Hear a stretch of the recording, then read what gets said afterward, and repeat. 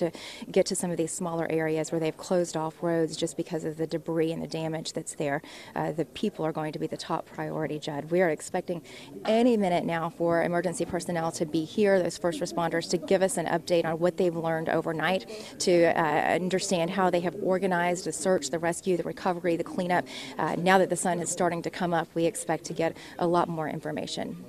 Yeah, Bethany, I know it's just kind of a waiting game for the media right now to get any new information until authorities do come to the podium there and address the media. Hopefully we'll have some stories today of recovery and survival. I know it's going to be a tough morning. You mentioned it is cold out there as the search and rescue crews are probably about ready to get out and go. You said they were meeting this morning at a local middle school and then heading on out to start the search and rescue efforts this morning? That's the plan. They were meeting at Sanford Middle School, which is, the address is officially in Opelika, but it's just a few miles down the road from here from Beauregard High School. So I believe it's technically in Beauregard, and so that's the plan. They were meeting there to get all of the latest information, to do a quick debrief there, and then to hand out assignments and make sure that everybody is getting to where they need to go to attack this in the most organized way as possible. So we know that there are a lot of people that want to help, a lot of people want to volunteer. We know that this is a time when people tend to really show their true colors and their kindness and their spirit of community.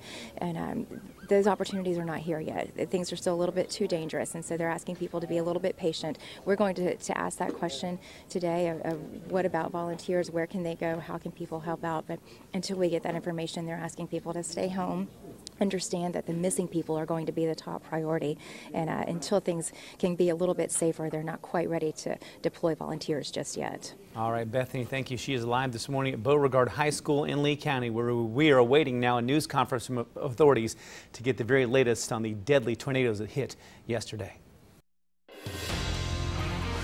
Now, your WSFA First Alert weather with meteorologist Eric Snidel. And it is important to acknowledge here that, as is often the case after these tornadoes, this is a fluid situation. Bethany using words like still active search and rescue operations going on.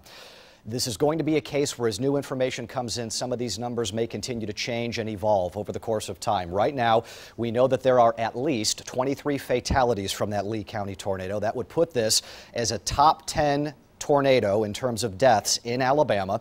At 23 deaths, that is more than double the deaths in the whole country during 2018 as a whole. We lost 10 lives last year in the United States in 2018. We lost 23 in Lee County in one single event yesterday, to put that in perspective. Here's how today will unfold from the National Weather Service standpoint. They operate now with two distinct missions and functions. The first one is to try and initially confirm where additional tornadoes were located, and I can tell you now that will happen. There will be more confirmations of tornadoes moving forward today. After they do that, they then assign a rating to those tornadoes. This is where you get the number attached to it, EF2, 3, 4, what have you. Now I want to show you this. We've got some video of yesterday's damage through Lee County, and I want to walk you through some of the video that we can look at here as we try to iron out perhaps what we have seen. If we could roll that video now, we'll show you a lot of the trees that have been completely snapped. We've had significant damage to homes and houses, of which were just completely leveled off of their foundation. You can see some of that live video now. I mean, the roofs obviously here are significant. That house still standing. Some of the drone video in particular that we have seen have taken these well-constructed homes and quite literally shifted and moved them. This, to me, is very reminiscent of some of the damage that we saw near Lake Martin, for example, with the April 27th tornado. So as we try to assess exactly what number is going to be attached to these, there's a lot of engineering, there are a lot of studies and factual pieces of information that look at what kind of damage did this do and what kind of wind speed could do it. So let's take this back over to Max 1 now.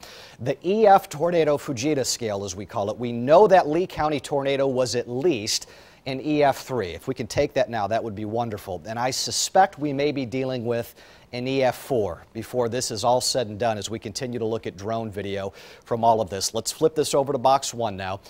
At an EF3 level, you've got severe damage to large buildings, you've got trees that are debarked. We know we have already seen this. At an EF4 rating, though, you've got entire houses that are leveled and small objects become missiles. What does that mean? Take a look at all the debris that has been there. You've got shards of wood and glass, what have you. getting picked up and flung literally like a missile with wind speeds of at least 166 to 200 miles an hour. All of the data that we have looked at, both Chief Meteorologist Josh Johnson and myself, are both in agreement here that as they go back with daylight today and look through some of this damage, do not be surprised to have this become an EF4. And we remember what happened many years back, not that many, in Enterprise. We had that happen in the Dallas and Wilcox County tornadoes of March 1st. The Enterprise tornado was an EF4. That other one was also an EF4. Temps in the 40s and 30s right now. Hourly temperatures into the afternoon, barely getting to about 50 degrees, and that'll be it.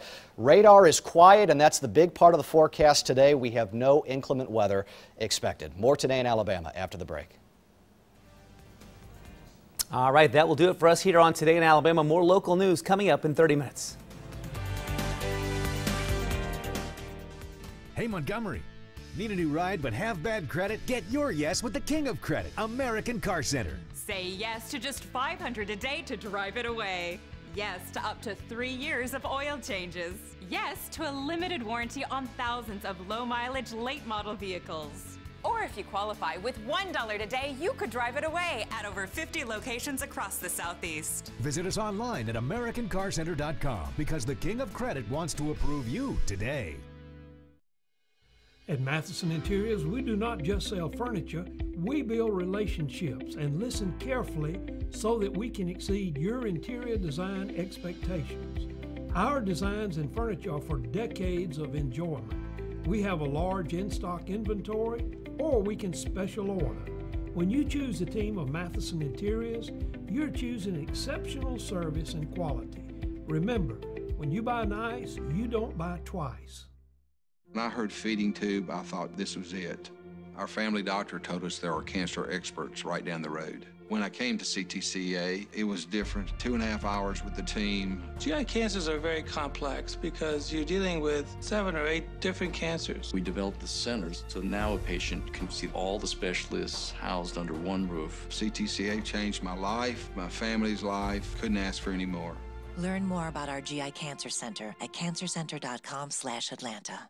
For 50 years, Cracker Barrel has been making folks feel right at home with meals like home-style country fried steak, grandma's sampler, and our signature chicken and dumplings.